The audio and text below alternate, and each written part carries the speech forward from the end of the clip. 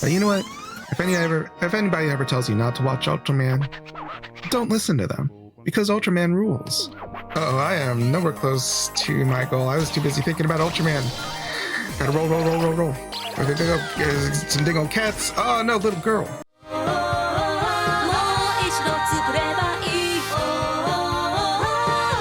Action, Smacchan! Hello fellow heroes, I'm Action Smacchan, the 2-in-1 hero made up of a virus from the 70s, and a guy who likes to play things.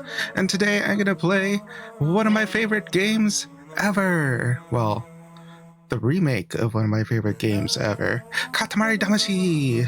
And I love Katamari Damacy.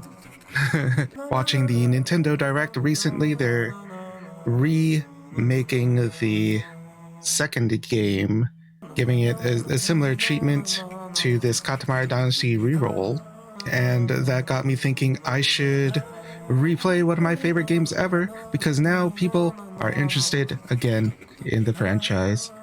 So without too much further ado, I should go ahead and just start a new game so we could just re-experience the strangeness. Start a new game? Absolutely.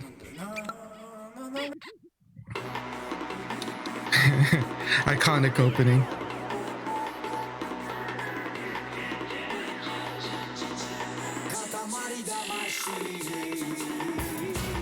Gosh, absolutely one of the best soundtracks in any video game. And it's Katamari Damacy.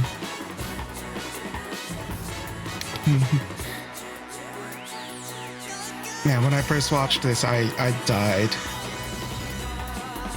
All this surrealistic imagery, surrealistic humorous imagery, and so energized. There's so much crap happening. Look at that. We've got mushrooms, we've got pandas. The pandas changing colors.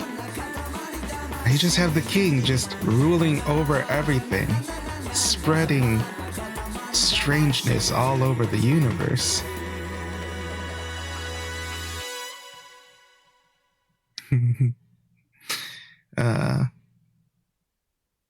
Gosh, you wanna make sure that you inject an opening with everything. Whoa. I wasn't expecting a dang old contract. Whatever. Did you know that you could actually play this version with the GameCube controller? Like if you have the adapter plugged in? You could just, it'll still accept inputs from the GameCube controller. However, you can't do this with the GameCube controller because you cannot click those sticks. So if for some reason you are playing this game with the GameCube controller,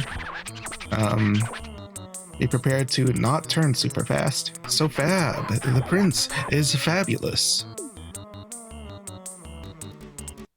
Glad I'm fabulous. Runs in the family. This is frightening. You just go on a dang old bender. Just destroy every star in the cosmos. The moon, more stars.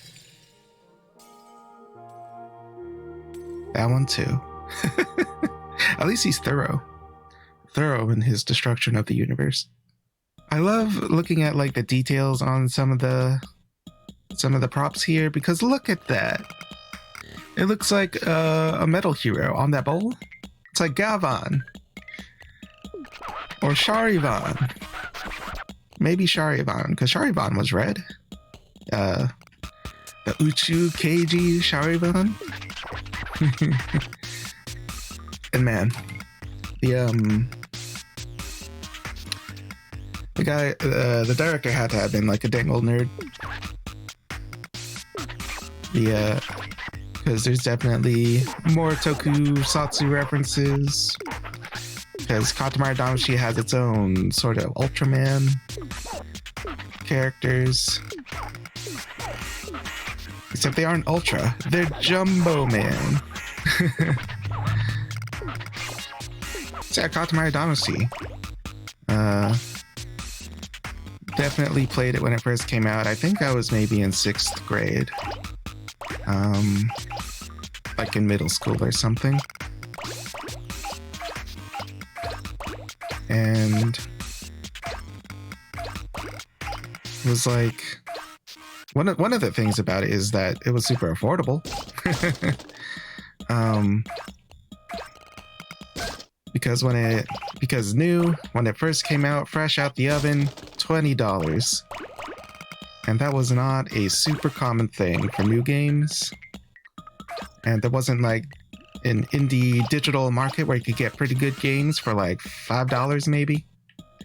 Or maybe some hit or miss games for like 15 or whatever.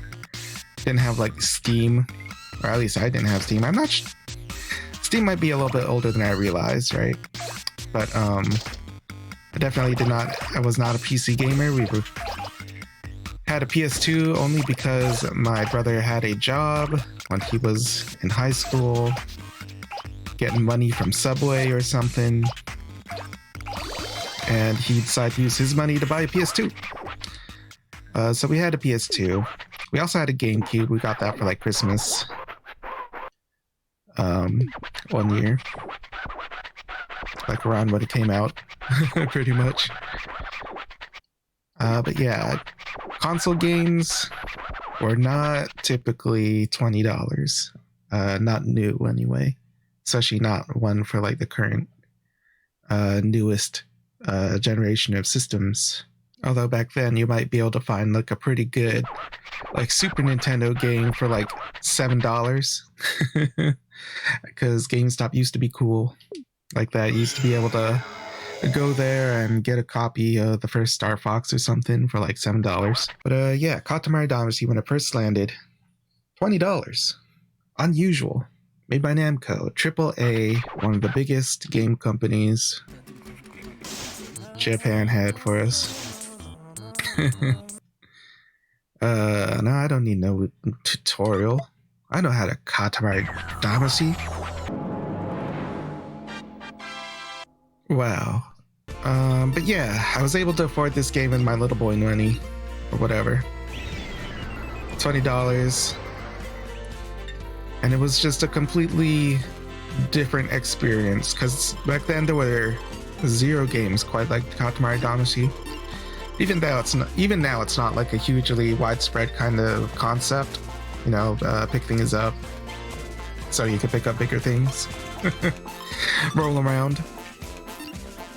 Yeah, it's not a usual thing.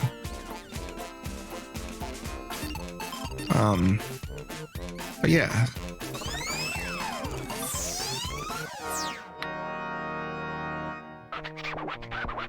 I remember like picking it up from the GameStop, or was it, like the EB Games? I think it was the GameStop in the mall that we lived close to.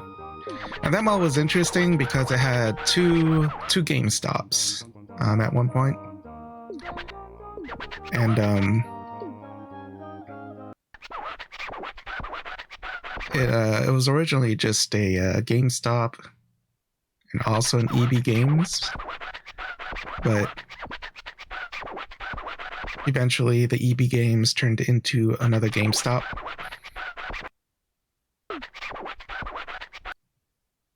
Oh, oops, did I accidentally choose the one that I already did? I was not thinking. Oh man, I have 4 minutes. Whatever. I'm just here to roll things. Gotta roll it up. Gotta roll things up. Ah, dangle snail. I'm on TV. So, like, we're not a secret, right? I'm just small.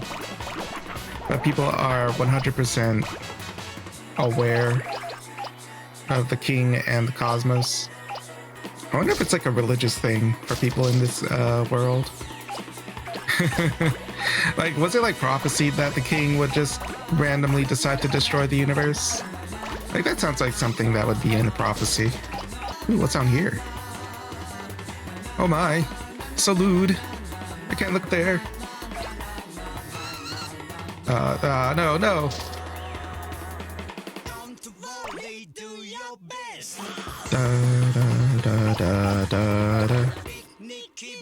Gosh, it's so hard to like not just get sucked into the background music. 'Cause, man. So like the music in this game, right? I'm not personally familiar with them because I only know so many names in Japanese music. But this game, even though it clearly has like, for games, the budget was probably pretty small. But they actually have like big names in music, right? Which is pretty interesting.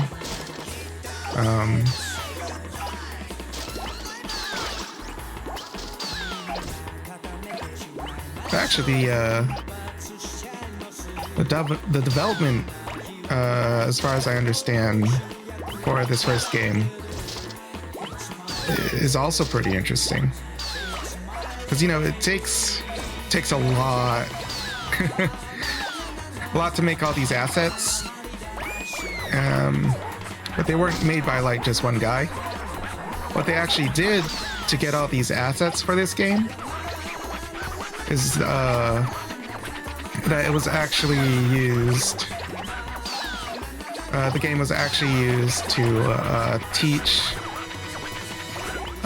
students how to like model and animate. So like every one of these assets is made by like some kid trying to learn about game development, learn about animating and whatever, modeling, 3D stuff, which is pretty astounding because oh man, did I reach my goal? I have no idea. But yeah, it's pretty astounding because like now these days you could just go online, find some sort of tutorial to teach you how to make a game.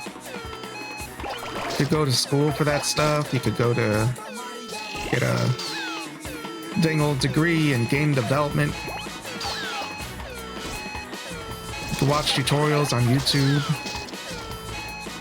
You could take a class on Udemy. Yeah, there's all sorts of... Ah, crap, I'm stuck. Oh no! There's all sorts of resources these days to learn how to make games, learn how to animate, model, do everything, do anything. But in like 2000, what was this? Maybe 2003, 2004, maybe 2005.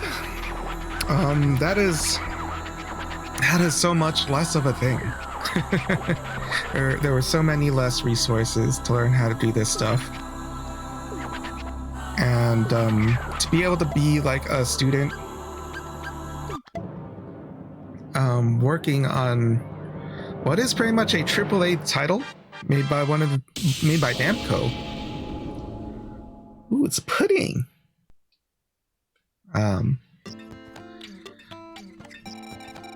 Yeah, to have your name on a AAA game when you're learning and a student and interested in game development, man, that's incredible. Also, like, there's some big names on it, particularly in like the music. Like whoever sings that opening, man, that's somebody. That's somebody, and you can be all like, man, I made a project that has that guy on it. And now it's like a big old franchise.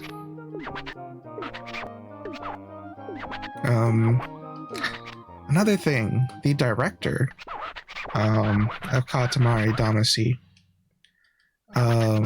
he originally came from a background in playground design, which makes sense. You look at these maps and it is very deliberately made to be, well, pretty much like a big old playground.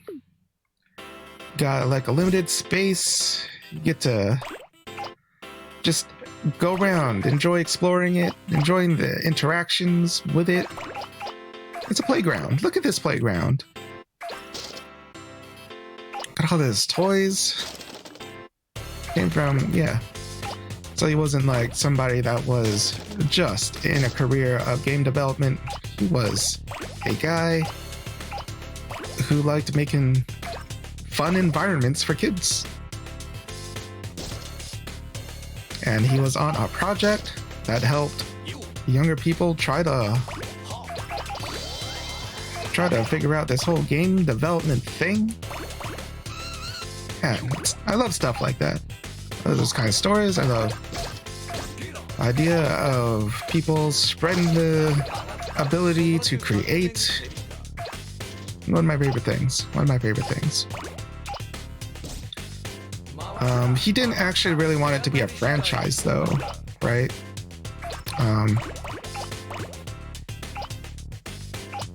But as you can see, in modern times, there have been multiple Katamari games, but he's only been, the original director has only been part of the franchise for the first 2 games, and he was already pretty iffy about doing the second game. But have no worries. That's a really good game too. Although, personally, I preferred this game.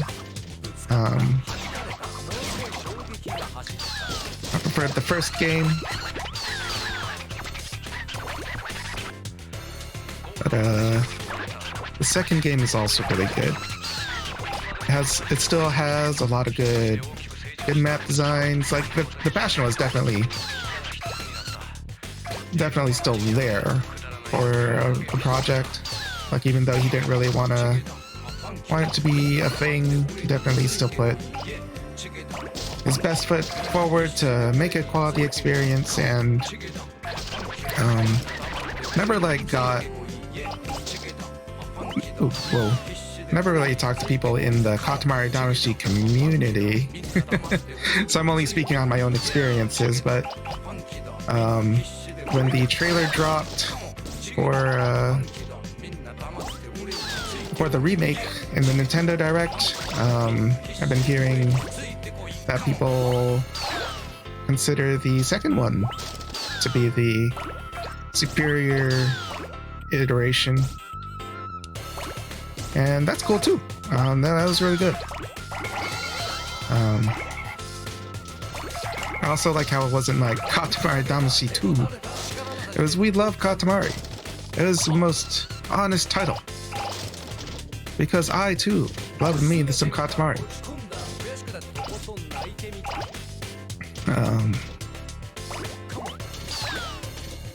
Like, it still has like music tracks. Another thing, like it had all of its own music.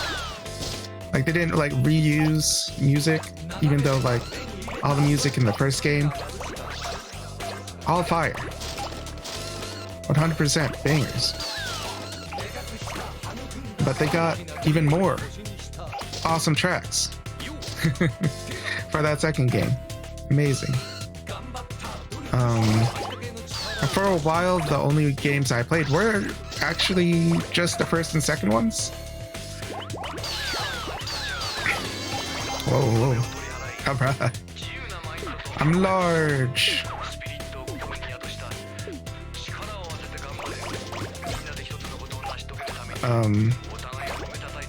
But yeah, they have like a PS4 release. That's its own thing. Then there's also like a 360 game, and I'm pretty sure those two are separate games, right? Not just ports of the same game. I'm pretty sure.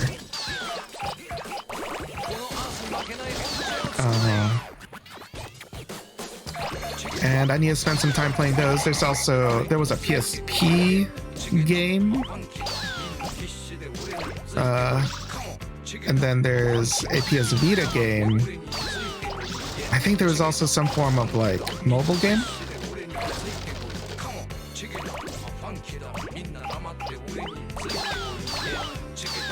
But the only ones that I really have like experience playing with is the first and second game.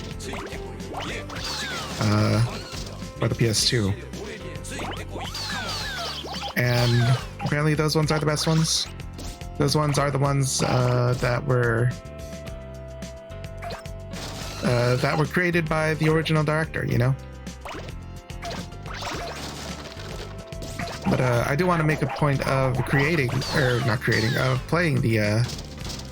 the other ones. I still need to like buy the PS Vita one before I can, because the PS Vita store is gonna go disappear at some point, probably. Because it feels like Sony has been slowly trying to just ease us into non-existence. The store, the PS Vita and the PS3 store. Speaking of which, make sure you get all the rare downloadable games on there, because there's some good ones. You can get the entirety of the Fatal Frame series, 1 through 3, on the PS3 store, and each of them are like $10 each. You know how crazy that is? You know. But of course, like, I guess people are like, you know, just go ahead and emulate things, which I guess you can, but you know, you could still legally get things. You could still let the publishers know that there's an interest in them. Although I don't know how far that reaches. And with Fatal Frame, there's definitely been some attention to the series, because they've been porting 4, Fatal Frame 4 and 5 to modern consoles, and that's pretty cool. If only they would like put 1 through 3 on modern consoles again.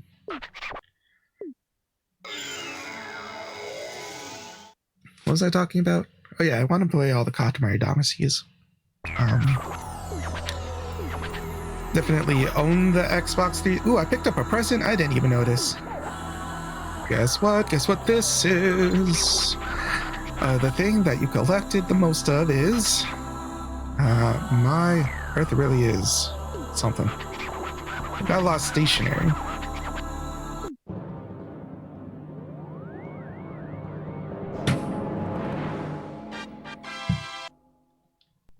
Exams.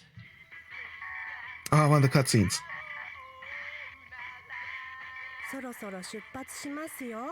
Oh, it's in Japanese.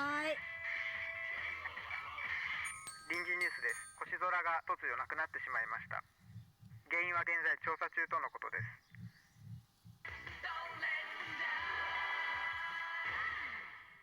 す。I wonder if there's like a full version of that song somewhere. I'd love to hear it. With Jumbo Man. I definitely appreciate Jumbo Man more these days. Because these days, I am absolutely an Ultraman fan. It was not something I cared for when I was a kid. Like, the only one that was like readily available was like a localized version. I think it was like, it wasn't just localized, it was like a 4Kids version of Ultraman Ginga. Which, like, Ultraman Ginga, man, that's a really good series. But 4Kids is pretty infamous for its localizations, especially in like the time period when their version of Ultraman Ginga was going on. And I just wasn't into it, man. I think it's because I thought I was like grown. I thought I was like cool or something. Maybe it's because like my sister would make fun of it. I don't know, if your sister makes fun of something around you and you're like a little kid, and like I was the youngest, so like, oh man, I can't just be like a little kid and have my siblings just pester me about being a little kid, treat me like a little kid. I have to not watch Ultraman, I guess. But you know what?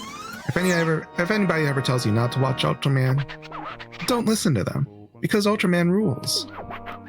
I love Ultraman. My favorite Ultraman is definitely Ultraman 80, which was I guess was like from 1980. And there was like no series from like then until Ultraman Tiga, I think. Because Ultraman Tiga was a revival series. I think there were like some specials, some movies in between 80 and Tiga, but there was no like true flagship for Ultraman until Tiga made it possible to exist again. Similarly in like Kamen Rider,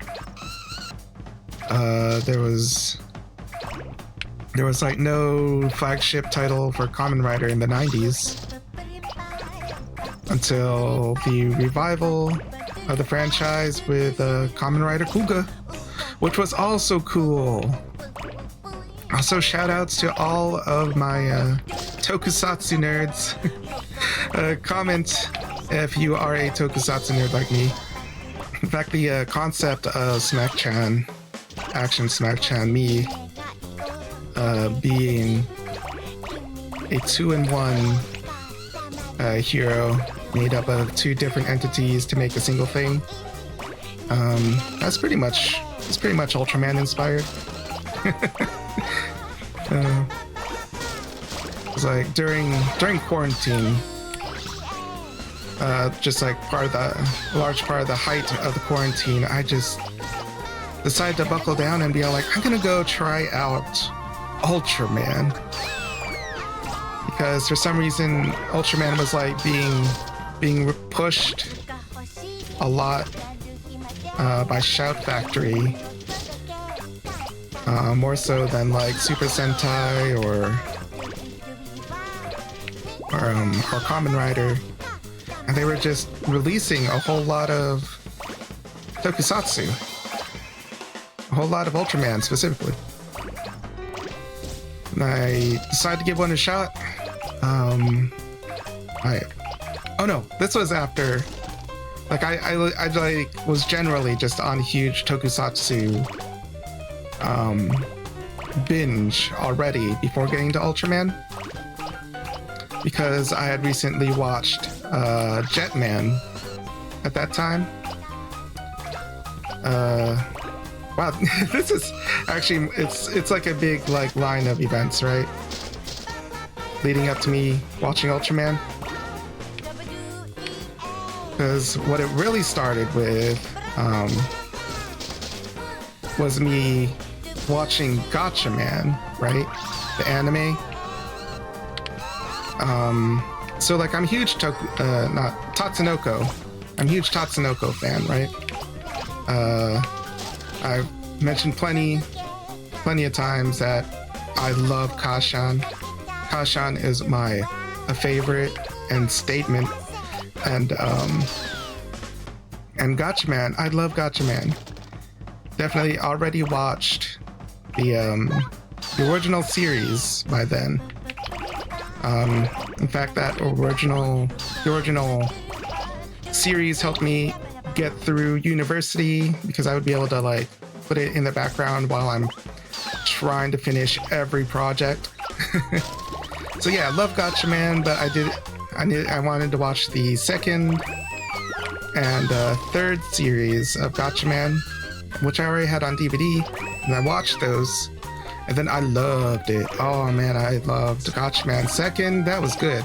But Gatchaman F, that I'm pretty sure that is also just one of my favorite anime of all time. Gatchaman F. If you ever have a chance to watch Gatchaman F, you like superheroes, you like the old school, man, watch Gatchaman F. But yeah, I watched Gatchaman F. I watched no less than like 100 more episodes of just the Gatchaman franchise, and I was kind of getting the withdrawals, right? The withdrawal that you get after watching a whole lot of anime, a whole lot of a series that you loved a whole lot. And that was happening to me with Gatchaman. Like, I needed more Gatchaman in my life. And what I already knew, right? Because one of my close friends was all like, well, Gatchaman inspired Chojin Sentai Jetman. And that was like that was a conversation we had a long time ago. And then I was like thinking about that fact, and I was all like, well, I think it's time because I need more Gatchaman right now. So I went and I watched Jetman. I like bought the show on DVD because it's absolutely available on DVD through Shout Factory now. So I went, I bought it, I watched it, and my gosh, Jetman. It's funny, it's dramatic, it's cool, it's the best kind of cheese. If you've never watched it, it's one of the greatest shows I've ever watched in my life. Go watch Chojin Sentai Jetman. Available to stream, it's available to buy. Watch it, try it, love it like you would me. Love it like you would love a virus from the 70s. Jetman, one of the greatest shows I ever watched. And that just kind of made me go on just a giant, like, Tokusatsu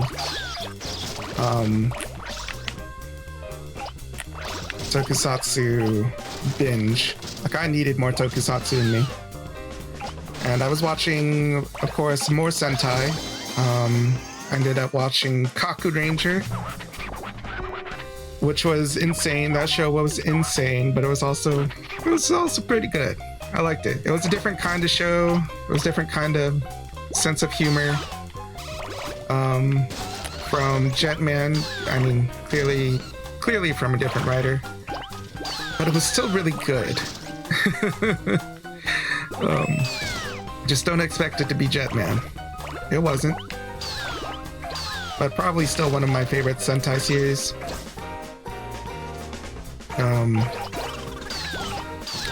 But yeah. Watched Kaku Ranger, and then I was just kind of sampling, like, it was like around this time, Toei was just kind of starting their YouTube channel, right? The YouTube channel, the Toei Tokusatsu official YouTube. They recently just launched that, and I was all like, well, this is excellent timing, and that's probably like marketing at work in some way. I don't know how they managed to do that to me, but it was like marketing at its finest, because it was just, the timing was just there, and when it comes to marketing, that's not a coincidence. But yeah, so I was watching Tokusatsu there, and if you want me to give a recommendation for stuff that was on there, watch Kaiketsu Zubat, the 2 episodes that they have subbed in English. Fantastic. Like, probably one of the best Tokusatsu I'll never be able to finish until somebody localizes it for some reason, which I have a hard time kind of imagining that happening. But Kaiketsu Zubat, watch it, man. Watch it. It's great. Again, it's like the best kind of cheese. Like, there's like craft singles, and then there's like the good stuff that you want with wine or something. But eventually, like, all that led to my curiosity in Ultra. Like, I've been a Tokusatsu fan for like 10 years, right? Like, I started watching Tokusatsu through like Kamen Rider in like 2012, which was like the last time I was like obsessed with the idea of it.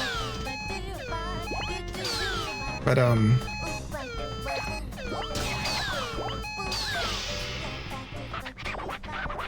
what was I talking about?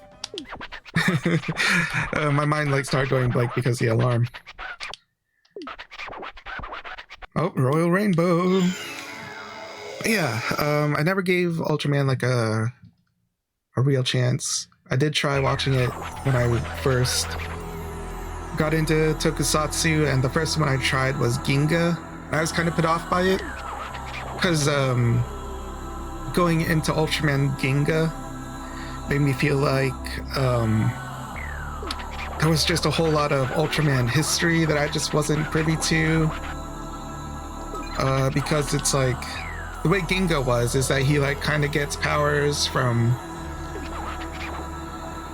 all the other ultras and kaiju from the franchise, and then he had like action figures of them that he would like use to transform, and like it had Ultraman Taro, who was clearly someone who had his own show because he was an Ultraman, but he was like a supporting character. And I was kind of put off by it because I'm the kind of guy that's like, I want to understand the references. So I didn't end up being a Ultraman fan coming off of that.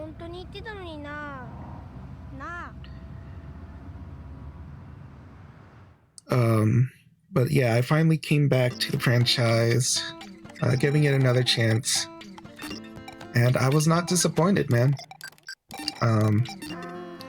Started watching Ultraman because I was going on that huge Tokusatsu binge that Jetman started.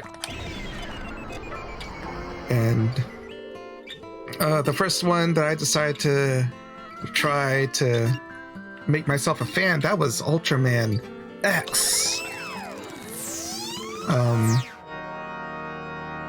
And it was awesome.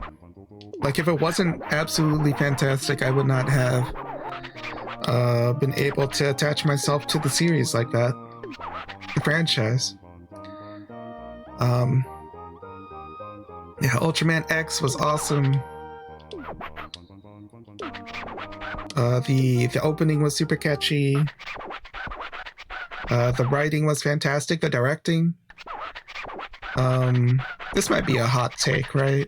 But I do feel like Ultraman, like as a franchise, from like the Showa era to like the modern Reiwa era, Ultraman has like the most consistently good writing in Tokusatsu.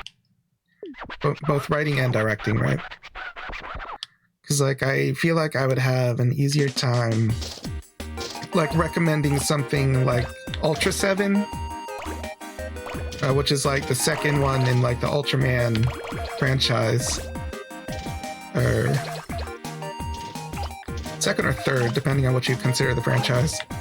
I would have an easier time recommending Ultra 7 someone than like Kamen Rider like Stronger or something. Like, don't get me wrong, I liked Kamen Rider Stronger, but like I feel like the writing, the directing, the acting, just like everything in Ultra 7 just kind of speaks to like a modern audience better. The directing was fantastic. Like every episode felt like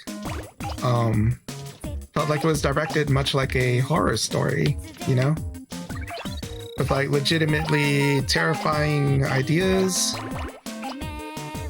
but with like a guy that got large in it.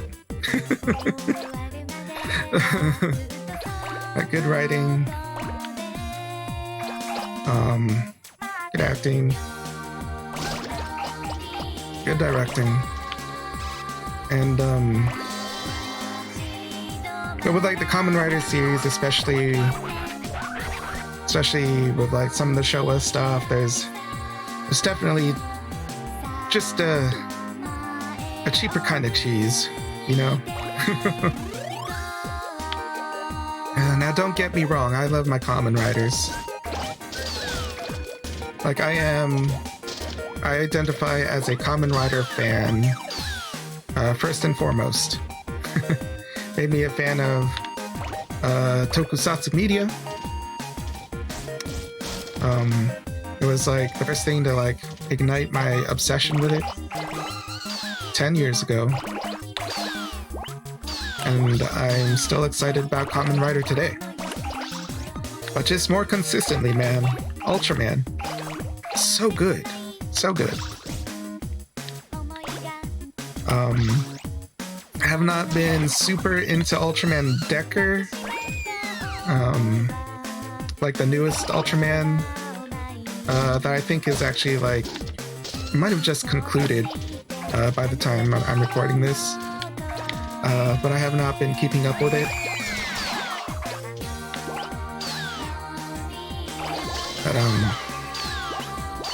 But yeah, Ultraman X, fantastic series.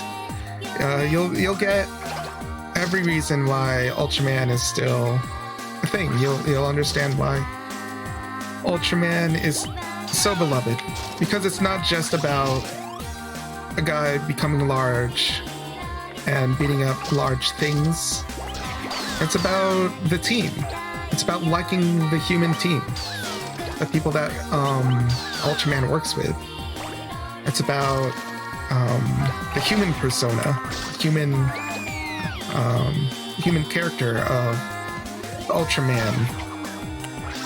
Not just him as a large person, but the person that the Ultraman has to share his existence with, or in some cases just has to be. That's another thing that's hard to kind of grasp at first, is that sometimes, depending on the series, Ultraman is like a two-in-one entity, having to be in a situation where the Ultraman is a human that is separate from the Ultra, but in some series, it's just the Ultra with a human disguise or a human form.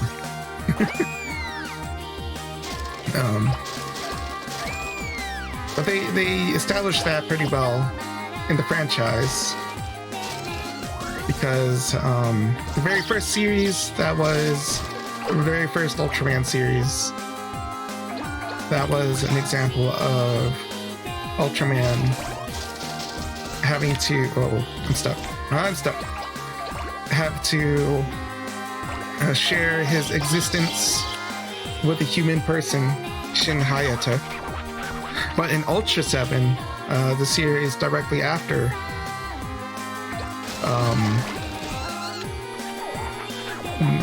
the second Ultraman series, right? Ultra 7 is his own person. He has a human disguise. He is Ultra 7. Oh, there we go. Like Dan Moriboshi and Ultra 7, they are the same entity through and through.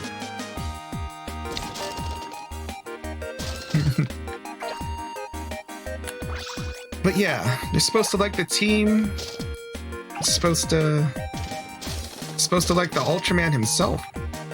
Like Ultraman X. I found him pretty charming.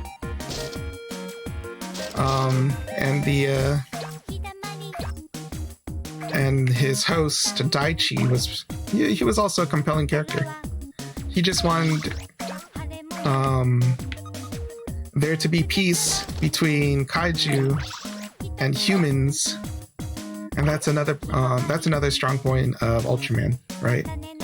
Like, you won't necessarily get that from the outside looking in, because like much of the glamour of Ultraman is like seeing the big guy beat up the big monster. And if you're just standing from the outside looking in, that's all you're gonna get. You're gonna be like, oh well, he's large and he's shooting a beam at a monster. But no, one of the large focuses of the franchise is what they're striving for is peace between human and kaiju. And Ultraman X is one of the primest examples, in my opinion, of the ideal.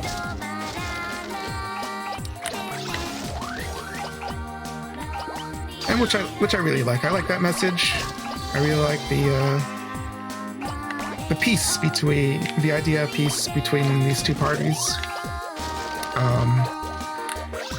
It is similarly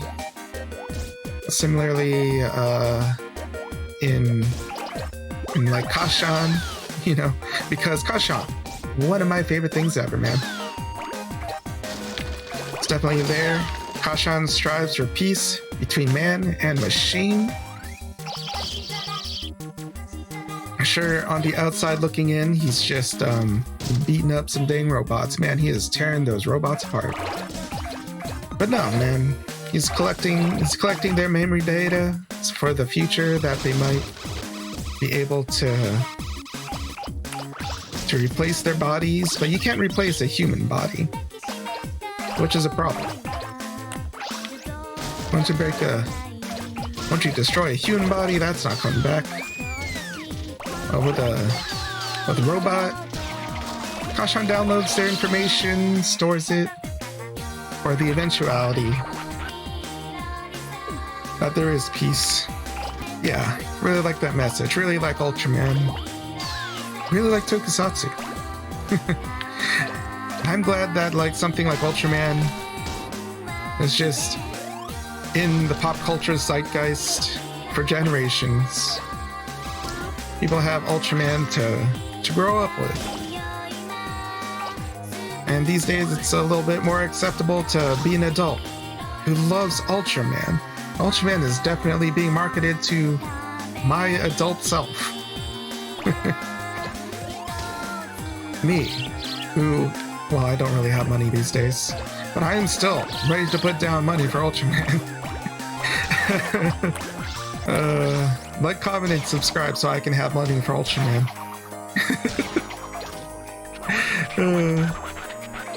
Uh-oh, I am nowhere close to my goal. I was too busy thinking about Ultraman. Gotta roll. Go. Some dang old cats. Oh no, little girl. Must roll things. Must roll more things. I got the cat. Though. There, I need to be here. Oh man. Okay, I made it.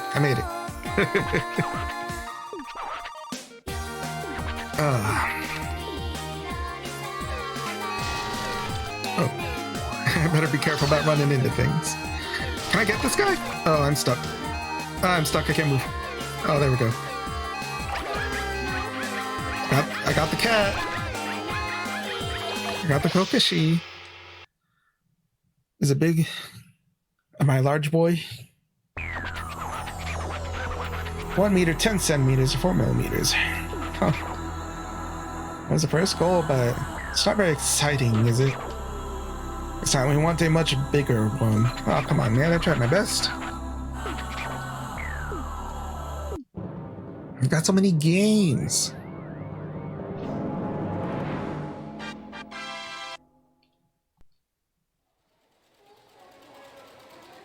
I always love these cutscenes. I wonder if they also use these cutscenes to like teach students how to make cutscenes.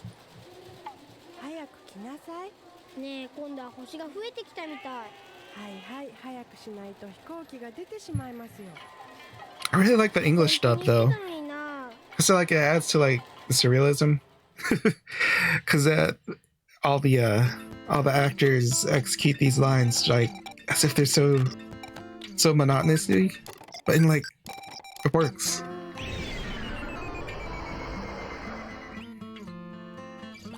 Like they all seem so detached. Yeah. Like a star 5, baby. How long is this game? I don't think I ever actually like got all the presents. Maybe I'll try to get all the presents in this file.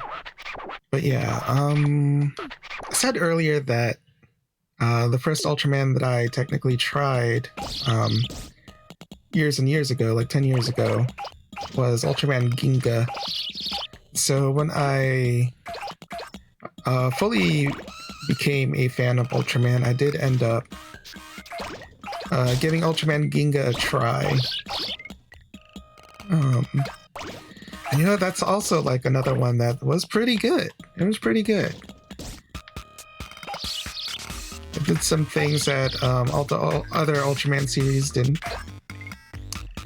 Like, one of the standout things of it, particularly in the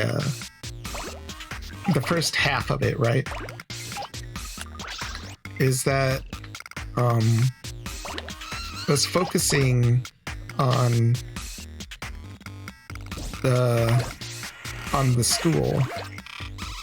Not that anybody was in the show was students, but it was very focused on the elementary school that an entire town used to go to. That is no longer running. It was kind of like a figure in that town that like united everybody. And it's from that setting, that I thought the Ultraman Ginga was really unique, because it was basically the entire first half of that show just took place in this school that's no longer functioning, but it's bringing together all sorts of people. All sorts of people that used to go there. The main character, he starts living inside of this school. He like pitches a tent and like lives in one of the classrooms. And there's just people just constantly going into the premises and wreaking havoc in some way. It was really interesting. And then like and another thing that this one does really interestingly is that it also focuses a lot on the romance between the main character and his childhood friend that he's finally reunited with, because he came back to town and moved into this school and everything. There's a large focus on their relationship, and that's pretty cool, because very rarely in any of the tokusatsu that I watched was a romantic relationship that emphasized. Like, sure, even in like the Ultraman series, there's love interests. There's some focus in romance, in developing the romantic chemistry between the main character and another person. Yeah, there's definitely plenty of that. In fact, Ultraman 80 was pretty good with that too, in that he had multiple love interests, and and it kind of ended up with him kind of having to like choose one at the end, sort of. I don't want to give any spoilers on that, but choices were made.